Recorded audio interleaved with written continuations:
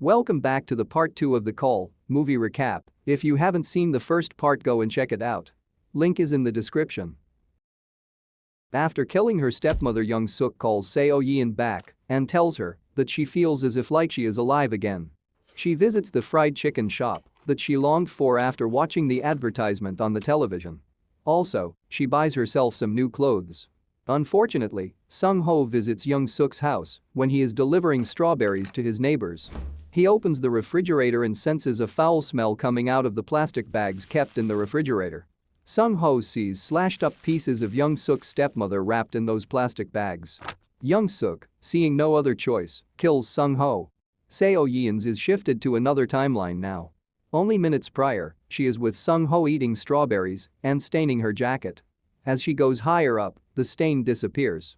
Whenever she returns, she is astonished to realize that Sung-ho is no longer dining with Seo Yeon's parents and that they don't know who Sung-ho is.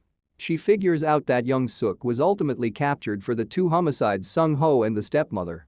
On a call later with Young Sook, Seo Yeon tragically mentions that Young Sook spends the remainder of her life in prison. Next, when Seo Yeon gets to know about these heinous events, she goes blank on the call with Young Sook. Young Sook asks Seo Yeon about the evidential traits that helped the police catch her in her time frame, but Seo Yeon is still touched by the murders and she impliedly denies help. Young Sook is enraged by seeing this non-compromising behavior of Seo Yeon and starts to see red. Woefully, instead of all of these events, Seo Yeon's father's death follows up. Seo Yeon and her father revisit the property and ask Young Sook if her stepmother is around. Little do they know, she is dead. Furious after the response of Seo Yeon, Young Sook invites Seo Yeon and her father in and starts planning their death. While Seo Yeon's father teaches Seo Yeon how to drive, in 1999, Seo Yeon kills Kim by shoving the toxic air inside Kim's mouth to make him unconscious and then stabbing him till he dies. Kim shatters into dust while Seo Yeon drives, which shifts Seo Yeon into another dimension. She goes back home and sees "pick up the phone" written with blood after killing Kim by Young Sook. The younger version of Seo Yeon is kept hostage by Young Sook, during which Young Sook gives Seo Yeon a time window of an hour to find the murder weapon that led to their life imprisonment of Young Sook.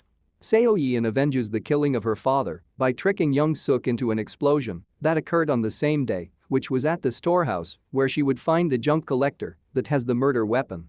She lies about the correct location of the weapon and tells Young Sook to go by the storehouse to pick the weapon up.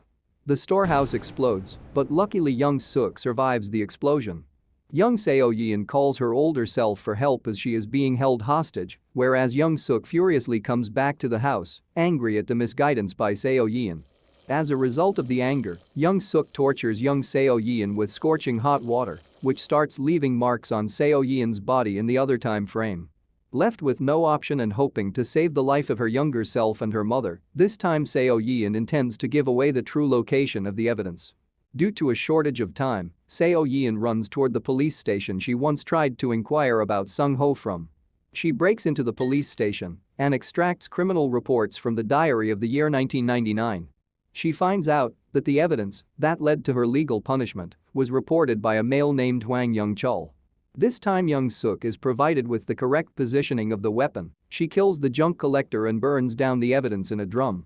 The criminal record of Young Sook vanishes from the reports and the police are unable to hunt her down now. Found in the diary of the police, it was written that Yoon along with the police officer searched the premises of the house.